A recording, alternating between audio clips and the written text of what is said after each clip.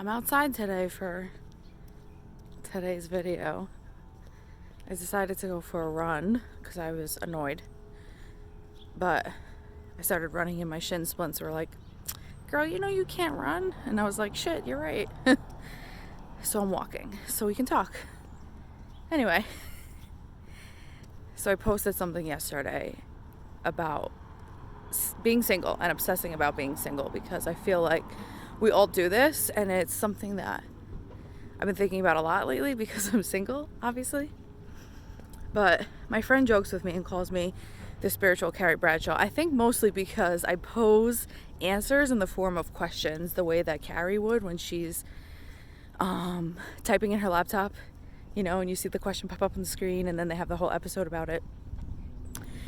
So anyway, so today's thought is, like, why do we obsess over relationships when we're not in one? And then when we're in a relationship, we stop obsessing about a relationship and we start obsessing over our partner's flaws, right? So when you're single, and I'm not talking about newly single, like you're healing from a relationship that just ended or something toxic or traumatic. Like, I'm talking you're alone, consciously working on yourself, you're good with it, and you're starting to date, okay? So there's two different types of single, obviously.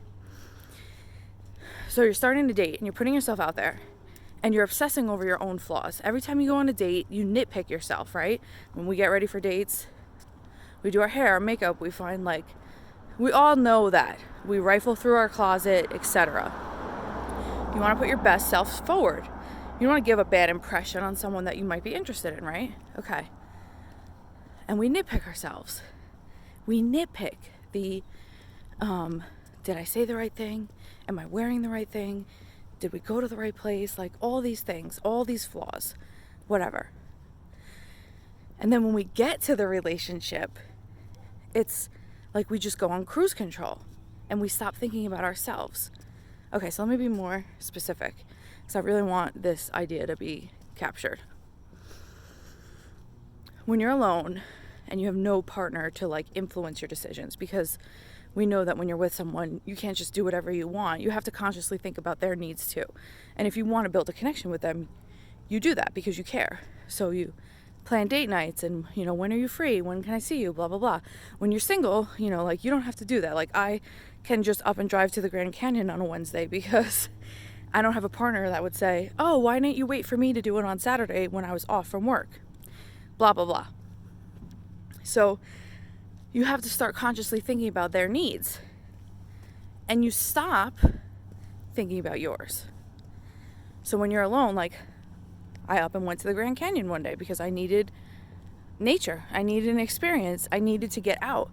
And I didn't have to check in with anyone and say, hey, do you want to do this with me? Or, hey, do you want to do this a day that we're both off? I could just go. And what I did, if we break it down, I woke up, decided I needed to be outside in nature. I needed to have an experience. I wanted to cultivate a form of gratitude.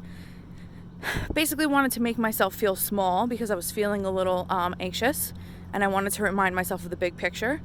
And there's no bigger picture than the Grand Canyon if you've seen it. So I was like, screw it, I live here. Let's go.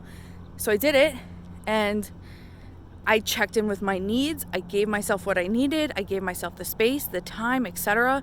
And I just made it happen. Now, if I were in a relationship, I would have had to communicate all those needs to somebody. How often do we do that? How often do we say, hey, babe, it's my favorite. Hey, babe, what do you want to do this weekend? I really feel like I need to have a spiritual experience in nature because I'm feeling anxious and I'm in my head. And for me, the best way to get out of my head is to be outside somewhere that makes me feel small. So let's go to the Grand Canyon. Like, who has that conversation? I mean, if you're doing that, that's awesome. That's what you should be doing. But how often do we do that? How often do we check in like that? How often do you check in with yourself like that, for real? Like, I mean, I've been doing this. It's a practice. But I've really only been doing it so much so since I've been living alone for the past, I don't know, year and a half. So whatever. It's hard to do, but it's very important to do when you're alone. And it's easier to do because you don't have anyone to check in with. Okay. So you could do the same thing. We're going to turn around. You could do the same thing when you're in a relationship, but you have to learn how to communicate it.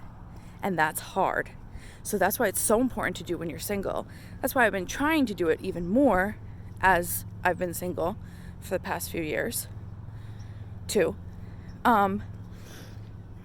Because I know that when I find my person, wherever the hell he is, I want to do that. I want to have those conversations. So, okay, let's circle back to the beginning. We obsess over what we want. We obsess over what we want to fix. When we're single, it's like always when everybody loses weight, saves money, you're not going out, you're not Netflixing and chilling, like you're working out, you're focusing on yourself, etc. And then when you have a goal when you're single, if you're not healing, again, from a relationship, you have a goal of finding somebody and getting in a relationship.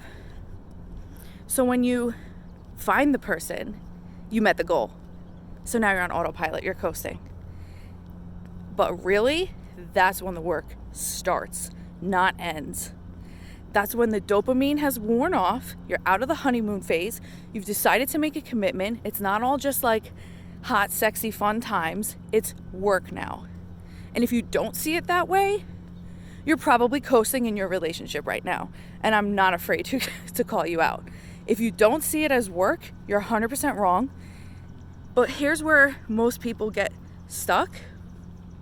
It's not work on your partner, and it's not work on fixing the flaws.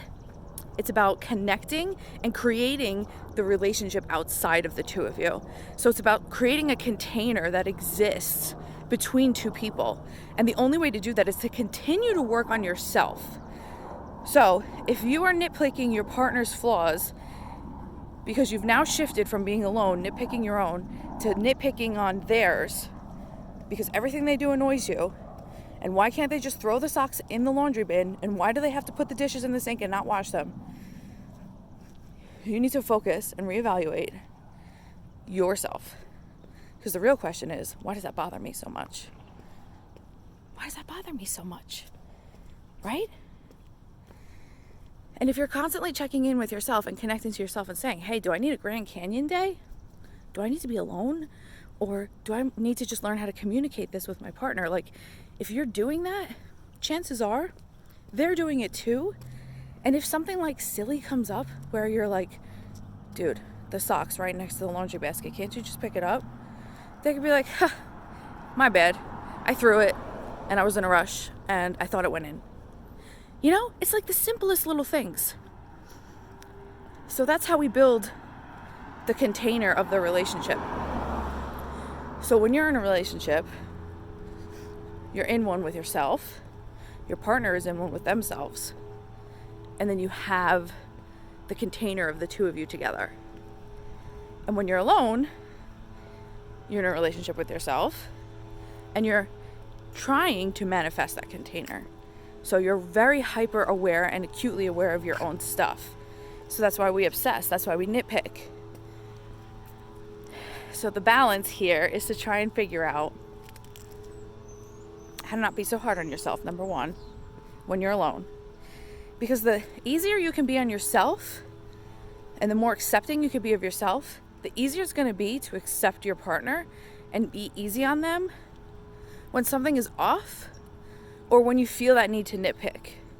So if you're nitpicking yourself, you're going to nitpick somebody else. And it's just going to breed resentment and hate. And we get into a relationship because we have an overabundance of love, right? We love ourselves. We're taking care of ourselves. We show that to somebody else. Hey, look how great I am. Look how pretty I am. I dressed up for this date. I'm showing you all the good qualities about me, right? You love yourself. There's an overabundance of love. I want to extend that to another person, right? That's why we go on dates. When you find the person you want to stay with, make the commitment with, you need to learn how to keep that abundance of love, not the flaws. Easier said than done. So that's the question today. Why are we so damn hard on ourselves? And if we can learn how to not be so damn hard on ourselves, maybe, just maybe, everything else will be easy too. Have a beautiful day.